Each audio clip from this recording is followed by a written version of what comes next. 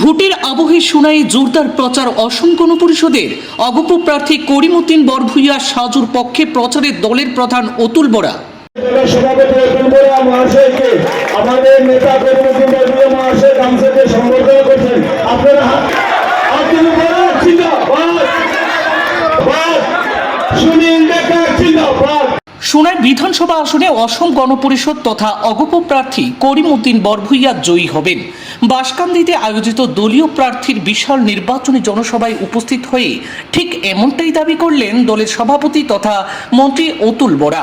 তিনি বলেন, এনডিএ জোটের প্রার্থী জয়ী হলে সোনাই অঞ্চলে উন্নয়নের হাতিয়ার হিসাবে ত্বরান্বিত হবে, পাশাপাশি এলাকায় শান্তি ও সম্প্রীতির পরিবেশ বজায় থাকবে বলেও তিনি উল্লেখ করেন। তিনি আরও জানান, রাজ্য সরকারের বিভিন্ন উন্নয়নমূলক প্রকল্প ইতিমধ্যে মানুষের কাছে পৌঁছেছে এবং ভবিষ্যতেও তা অব্যাহত থাকবে। তাই সাধারণ মানুষের সমর্থন অগপ প্রার্থীর পক্ষেই থাকবে বলে তিনি আশা প্রকাশ করেন।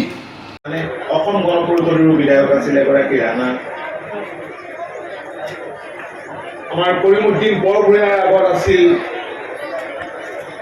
আমিনুল।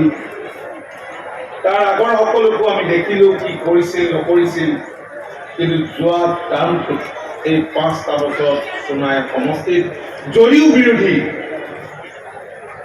আসনত বহিছিল, এআইডিৰ পৰা আছিল, তৎসত্বেও মুখ্যমন্ত্ৰীৰ লগত থকা আৰু সকলোৰে লগত থকা সুসম্পৰ্কৰ বাবেই যথেষ্টখিনি ইয়াত কাম হৈছিল। আমি অলপ আগলৈকে গৈছিলোঁ, আপোনালোকে জানে। যাওঁতে সাজুৱে কৈছে যে এইখিনি এখন দলং হ'ব, প্ৰায় 100 কোটি টকাৰ দলং হ'ব। গোটেই সমষ্টিটোত কি কি হৈছে সেই কথাখিনি কৈছে আৰু কি কি পৰিকল্পনা আছে সেইখিনি কৈছে। আপোনালোকে জানে যে মাননীয় মুখ্যমন্ত্ৰী ডাঙৰীয়াৰ দূৰদৰ্শী আৰু সবল নেতৃত্বত ৰাজ্যখন দ্ৰুতগতিত বিকাশৰ দিশে ধাৱমান হৈছে।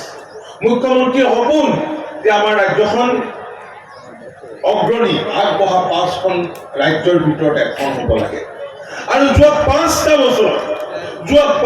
বছৰত ইমান কাম কৰিছে যাৰ ফলত আজি ৰাজ্যখনৰ GSDP বাঢ়িছে, 45% GSDP হৈছে আৰু দেশৰ ভিতৰতে অৰ্থনৈতিকভাৱে ফাষ্টেষ্ট গ্ৰয়িং ষ্টেট হিচাপে চিহ্নিত হৈছে। এইটো ডাঙৰ কথা।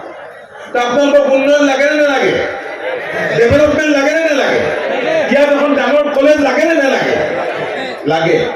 আৰু এই গোটেই অঞ্চলটো কৃষি প্ৰধান অঞ্চল। কাছাৰৰ ভিতৰত আমি জানো যে সোনাইত খুব ভাল খেতি হয় আৰু যোৱা সময়ছোৱাত মাননীয় মুখ্যমন্ত্ৰীৰ গাইডেন্সত আমি কৃষি ক্ষেত্ৰখনলৈ এক যুগান্তকাৰী পৰিৱৰ্তন আনিবৰ কাৰণে চেষ্টা কৰিছোঁ।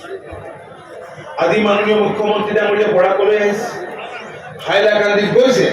তেখেতে কৈছে তাত কাটলিচাৰ আলগাপুৰত অসম গণপৰিষদ দলৰ NDA সমৰ্থিত প্ৰাৰ্থী আছে। তাত ওচৰত হাইলাকান্দি তেখেতে কৈছে যে 2টা সমষ্টি জিকাই দিয়ক, যাতে আমি মিলি জুলি আমি কাম কৰিব পাৰোঁ। যোৱা সময়ছোৱাত NDA শাসনকালত ক'তো সাম্প্ৰদায়িক দাঙ্গা হাংগামা হোৱা নাই। হৈছে নেকি? ক'ৰবাত দাঙ্গা হাংগামা হৈ মানুহ মৰিছে নেকি? নাই মৰা। কিন্তু হৈছিল কেতিয়া? কংগ্ৰেছৰ দিনত। কংগ্ৰেছ শাসনত থাকোঁতে তেওঁলোকে সাপ হৈও দাৰে, সাপ হৈও ফুটে আৰু বেজ হৈও দাৰে। এনেকুৱা বহুত ঘটনা